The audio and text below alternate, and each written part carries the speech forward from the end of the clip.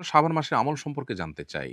উত্তর হলো শাবান মাস শুরু হয়েছে। শাবান মাসের সবচেয়ে গুরুত্বপূর্ণ আমল হলো এ মাসে বেশি, বেশি নফল রোজা আমাদেরকে রাখতে হবে। নবী করিম সাল্লাল্লাহু আলাইহি ওয়াসাল্লাম সম্পর্কে আয়েশা রাদিয়াল্লাহু তাআলা আনহা বলেছেন, "কানা নবী সাল্লাল্লাহু আলাইহি ওয়াসাল্লাম ইয়াসুমু শাবানা ইল্লা কালিলা।" নবীজি পুরো শাবান জুড়েই প্রায় রোজা রাখতেন সামান্য কয়েকটা দিন বাদে। অন্য আরেক হাদিসে আসছে যে তিনি শাবান মাসে যত রোজা রেখেছেন, এত রোজা অন্য কোনো মাসে আর রাখেননি। এজন্য শাবান মাস বেশি, বেশি নফল রোজা রাখার মাস। শাবান মাসে নফল রোজা ছাড়া রমজানের প্রস্তুতি টাইপের কাজ হতে পারে। স্পেসিফিক কোনো আমল আর দ্বিতীয়টি নেই। আর শাবান মাসের মধ্য রজনী লাইলাতুন নিসফ মিন শাবান সেটি হাদিসের আলোকে মর্যাদাপূর্ণ রাত হিসেবে সাব্যস্ত হয়। সেই হিসাবে আল্লাহ তাআলার কাছে মাগফিরাত চাওয়া, আল্লাহ তাআলার ক্ষমা লাভের চেষ্টা করা সেটা মৌলিকভাবে অবশ্যই প্রশংসনীয় হতে পারে। কিন্তু এই রাতকে ঘিরে আমাদের সমাজে বহু কাজ হয় যেগুলো কোন হাদিসের সাথে কোনো সম্পর্ক নেই এবং এটাকে ভাগ্য নির্ধারণের রজনী হিসাবে আমরা যারা মনে করি সেটাও সঠিক ধারণা নয়। তো শাবান মাসে বেশি, বেশি নফল রোজা রাখা উচিত, বিশেষ করে শুরুর দিকে, মাঝের দিকে। তবে শেষের দিকে রোজা রাখা অনুচিত এবং নিরুৎসাহিত করা হয়েছে বিভিন্ন বর্ণনা, বিভিন্ন হাদিসে। আমি জাকাতের টাকা একটি ব্যাগে রাখি। সেখান থেকে বিভিন্ন সময় বিভিন্ন ব্যক্তিকে দিয়ে থাকি। হঠাৎ ব্যাগটি হারিয়ে গেছে। এখন কত টাকা ছিল বা আমি ইতিপূর্বে কত টাকা দান করে ফেলেছি জানা নেই। করণীয় কি? জাকাতের টাকা যে ব্যাগে আপনি রেখেছেন বা যে বাক্সে রেখেছেন সেখান থেকে কিছু, কিছু করে দিয়েছেন এবং হারিয়ে যাওয়ার আগ পর্যন্ত কত টাকা দিয়ে শেষ করেছেন আপনি জানতেন না। এই যদি হয় অবস্থা তাহলে সেক্ষেত্রে আপনাকে অনুমান করে বের করতে হবে যে কত টাকা ইতিমধ্যে আপনি জাকাতের টাকা দিয়ে শেষ করেছেন। তাহলে আপনার সম্পদের সেই পরিমাণ জাকাত আদায় হয়ে গেছে। বাকি যেগুলো আপনার অনাদায় রয়েছে সেটা আপনাকে বের করতে হবে। এই জিনিসটা আপনাকে অনুমান করে বের করতে হবে এমনভাবে যা দিয়েছেন সেটা এর কম হবে না। এতটুকু নিশ্চিত। সেরকম একটা ফিগার আপনাকে আসতে হবে। তাহলে আপনি সেটুকু দিয়েছেন বলে ধর্তব্য হবে। আর বাকিটা আপনাকে জাকাত দিতে হবে। এর কারণে আপনি অবশ্য গুনাহগার হবেন না। যেহেতু এটা আপনার ইচ্ছাকৃত হয়নি, ইচ্ছার বাইরে হইছে।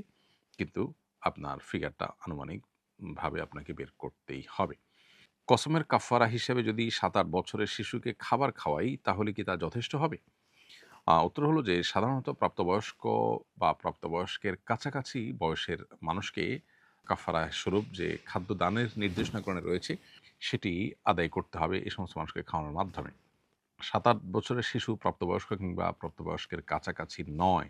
তারপরও সে যদি প্রাপ্তবয়স্ক মানুষের সমপরিমাণ খাবারের মালিক হয় বা তাকে যদি এটা মালিক বানায় দেওয়া হয়, আপনি যদি অ্যাজ এ কাফারা তাকে দিয়ে দেন এটা, তাহলে আদায় হয়ে যাবে। এতে কোনো সন্দেহ নেই।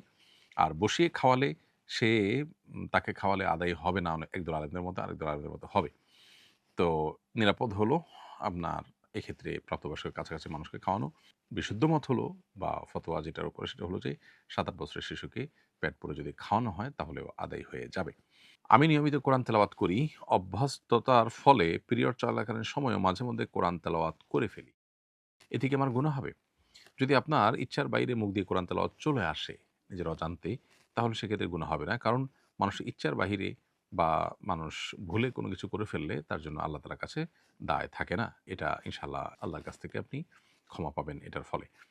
যার কারণে আপনি ইচ্ছাকৃত জন্য তেলাওয়াত না হয় সেটি লক্ষ্য করা দরকার। কারণ মাসিক অবস্থায় কোরআন তেলাওয়াত করা যাবে না। এটাই হলো জমহুর বা সংখ্যাগরিষ্ঠ আলেমদের মত, বিশুদ্ধতর মত। যদিও ইবনে তাইমিয়া রাহিমাহুল্লাহ সহ বর্তমান আরব উলামাদের অনেকে, বিশেষ করে সৌদি আরব আলেমদের অনেকেই মাসিক অবস্থায় কোরআন তেলাওয়াতকে অনুমোদন করেন। সংখ্যাগরিষ্ঠ আলেমরা অবশ্য এর খেলাফ বা ভিন্ন মত পোষণ করেন। রোজা রাখলে গর্ভের সন্তানের সমস্যা হবে, কি করব? রোজা রাখলে গর্ভস্থ সন্তানের সমস্যা হবে এটি যদি আপনি নিশ্চিত হন, তাহলে সেক্ষেত্রে রোজা না রাখার সুযোগ আপনার আছে। পরবর্তীতে রোজাগুলো যখন সুস্থ হবেন, গর্ভ খালাস হবে, তারপরে সুস্থ হওয়ার পর আপনি রোজাগুলো রেখে দিতে হবে। তবে গর্ভস্থ সন্তানের সমস্যা হবে এই জিনিসটা আপনাকে আগে নিশ্চিত করতে হবে। কিভাবে আপনি নিশ্চিত হলেন যে গর্ভস্থ সন্তানের সমস্যা হবে রোজা রাখতে গেলে? সামান্য একটু আশঙ্কা উপর ভিত্তি করেই এটিকে আপনি নিশ্চিত ধরতে পারেন না। বরং বিজ্ঞ এবং ধার্মিক একই সাথে রোজার গুরুত্ব বোঝেন, আবার ডাক্তার হিসাবে খুবই এক্সপার্ট এরকম মানুষের পরামর্শ, সম্ভব হলে একাধিক ডাক্তারের পরামর্শ নিয়ে যদি তারা বলেন যে না আপনার জন্য রোজা রাখাটা উচিত হবে না, রোজা রাখলে আপনার গর্ভস্থ সন্তান মারা যেতে পারে, অঙ্গহানি হতে পারে, বিকলাঙ্গ হতে পারে, এই টাইপের কোনো সমস্যা যদি হয় তাহলে সেক্ষেত্রে আপনি অবশ্যই রোজাগুলো না রেখে পরবর্তীতে রাখতে পারবেন। আল্লাহ তাআলা কোরআনে বলেছেন, ফামান কানা মিনকুম মারিদান আও আলা সাফারিন ফাইদ্দাতুম মিন আইয়ামিন উখর। যারা অসুস্থ থাকবে অথবা সফরে থাকবে তারা অন্য সময় রোজাগুলো রেখে দিতে পারবে। অতএব এই আয়াত আপনার জন্য প্রযোজ্য হবে। আর সামান্য একটু ঠুনকো অজুহাত বা হালকা একটু ভয়, অহেতুক ভয়, এটার উপর ভিত্তি করে আপনি রোজা না রাখার সুযোগ কিন্তু নেই। ও মুক্তাদি ভুলবশত তাশাহুদ না পড়লে কি নামাজ হবে? উত্তর হলো মুক্তাদি যখন ভুলবশত তাশাহুদ মিস করবেন, তখনও তার নামাজ হয়ে যাবে এবং এটার জন্য কোনো সিজদায়ে সাহু দিতে হবে না। কারণ ইমামের পেছনে কেউ যদি কোনো ওয়াজিব তরক করে ফেলে ভুলে, তাহলে সেক্ষেত্রে মুক্তাদির আলাদা করে সিজদায়ে সাহু দেওয়ার কোনো বিধান নেই। ইমামের ভুল হলে ইমামের সাথে সিজদায়ে সাহু দিবেন, আর মুক্তাদির ভুল হলে সেটা যদি সিজদায়ে সাহু দিয়ে রিকভার করার মতো ভুল হয়, তাহলে সেটা মাফ।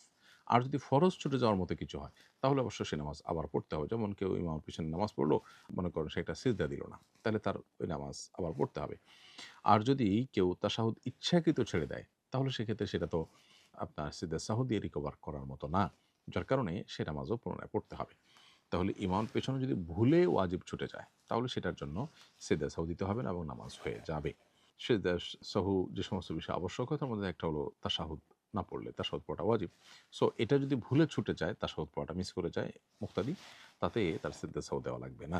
বিতির নামাজ কাজা করতে হবে কিনা? উত্তর হলো বিতির নামাজ যেহেতু ফুকাহা হানাফের মতে ওয়াজিব, এবং ওয়াজিব নামাজ ছুটে গেলে সেটা কাজা করতে হয়, সেই হিসাবে বিতির নামাজ কাজা করতে হবে। অনেক উলামাদের মতেই, বরং বেশিরভাগ ইমামদের মতে বিতির নামাজ সুন্নাহ। যার কারণে সুন্নাহ ছুটে গেলে কাজা করতে হয় না। এটা হলো তাদের দৃষ্টিভঙ্গি।